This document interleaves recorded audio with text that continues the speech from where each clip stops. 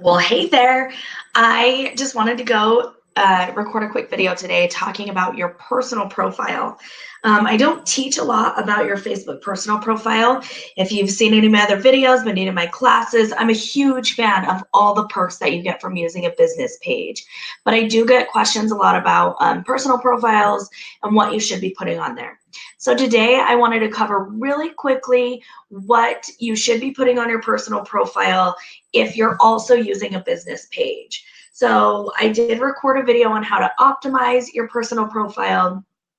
So this is going to be super quick review, and then we're going to get into the meat of this topic, which is what you should be posting. So first off, make sure that you have a professional looking profile picture on your personal profile, and make sure it's you. It has some personality, right? You don't want it to be super stuffy. You want it to be what I refer to as what you wear on the weekends. Okay, so if you're a guy who lives in a golf shirt, then be wearing a golf shirt. If you love skiing, it should be you up on a mountain skiing and the beautiful hill behind you. Make sure you don't have your helmet on. We need to see your face, and it needs to just be you in that photo. I like to think like from the shoulders up, but showing a little bit more personality. In my book, I use the analogy, please don't have a photograph of you like stumbling out of a nightclub onto the Las Vegas Strip. You still want it to be professional, but you want it to be more you. I also have a video talking about how to complete your profile. So make sure you're filling out your intro. Make sure you fill out every job you've ever had, every school you've attended and the years that you attended, every city you've lived in and the one you live now, including those years, because that's going to really help Facebook find people to connect you with. And that's one of the powers of Facebook and using it to connect with other people in your business. Okay, so now for the meat of what we're talking about. You want to post regularly, but just about stuff that you're involved in. This is one that people always are saying, oh my gosh, well, there's nothing interesting about me. I don't do a lot in my life, or they're not comfortable being that person posting every day. Hey, you do not have to post on your personal profile every day. You just want to post and show up there often enough so that people feel like they can reach out to you when they go to send you a message or they get your name as a referral and they're checking on you, right? Because they're checking on you.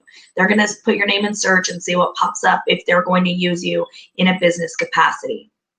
So a couple of ideas of what I've had other people post about in the past, or what I teach in my classes, are if you're involved in the community, that's a great thing to post about. Okay, so community.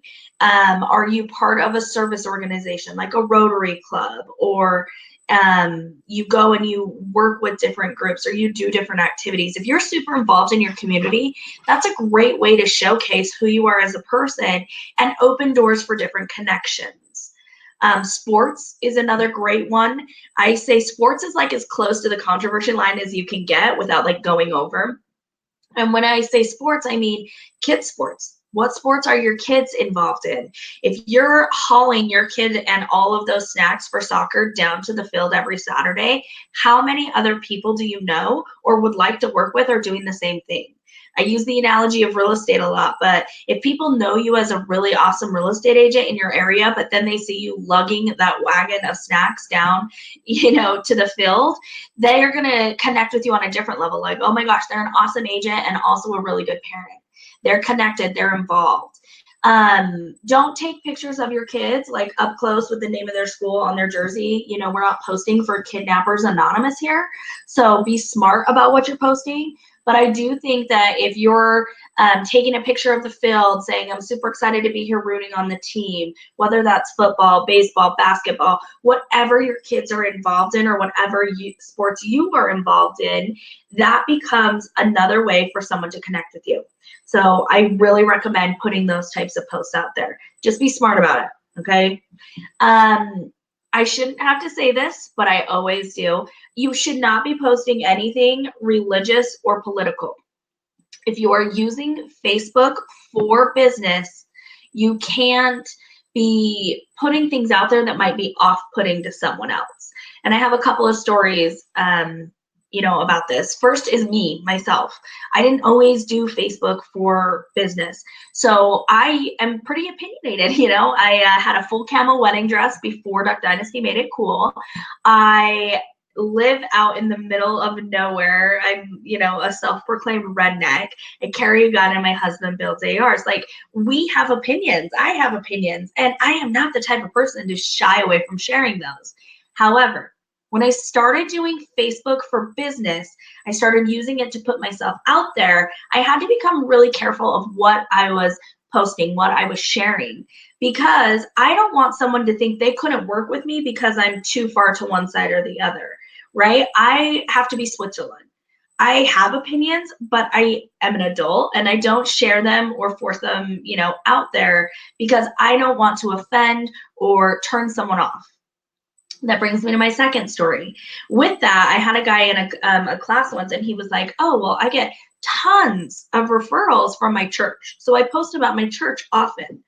And that's great. If that's totally what you want to do, that is absolutely fine. But I will tell you this. This is, if someone at your church, say, wanted to use you for business, and or let's say they had a cousin, okay? They refer their cousin to you who's of a different faith, and they want to use you for whatever it is you do in business. They are going to search you, and then they go to your profile, and all they see are posts that are about your religion. And maybe they have a different faith, or maybe they don't believe in, whatever it is that you're posting. That person is going to have a hard time reaching out to you and making a connection with you if they feel like that type of agenda is going to be put out there, or they feel like there's too big of a divide. So the other side of that story is you're never going to have someone in your church who's like, oh, I need to have XYZ done, which is what you do. And they know you do that. And they're going to go to your personal profile and say, sorry, you did not post 10 scriptures from Jesus or 10 quotes from Jesus this week. I'm going to use so-and-so at our church to do the job instead. That's never going to happen. Being on social media is being social. It's building those relationships. And someone that you know in real life is not likely to judge you for what you're not putting out on social, but it's very likely that they will judge you for what you are putting out on social. So just be really, really careful of that, and make sure that what you're putting out there is what you want other people to see. Okay, so the last piece that I have here, and let's make me little again, hello in the corner, is to make sure that you have Messenger turned on. A lot of times people, when we went through this big privacy scare, they went and they kind of locked down their personal profile. But if you're using Facebook for business, people need to be able to reach out to you, and they don't want to have to be your friend in order to do it, right? They don't want to have to send you a friend request and wait.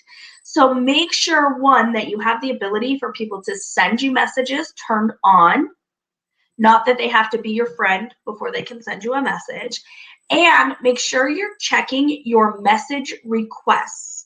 I should probably show you how to do that really quick. Let's see here. So on your personal profile here, if you go in, you'll see this tab that says message requests. And that's where you need to be checking to see if people are sending you messages and you're missing them. So make sure that you have Messenger turned on and that you're checking those message requests. Because usually when I start consulting with someone who's like, oh, I've been trying to do social media or build my business on social media, but I just don't get any traction, 9 times out of 10 we'll open that up and there's a couple of messages in there. Sometimes they're years old, sometimes they're only a few days, but make sure that you are checking those from time to time. I usually just check them once a week. I'll pop in on Mondays and make sure that people haven't messaged me on there. A lot of times when I teach a class, I use a chatbot to deliver my materials. And so people need to go to my business page and send me a message. They get turned around and send me it on my personal profile. Easy enough mistake. But I don't want those hanging out in there for months. So just make sure that you are checking that you have Messenger turned on, and that you're posting regularly. You're not stressing about what you're putting out there, but you're showing up enough for people to know that they can reach out and contact you. All right, I hope this helps. Probably this is the last of what I'm going to be talking about personal profiles because I'm a huge nerd about business pages. So stay tuned for all that.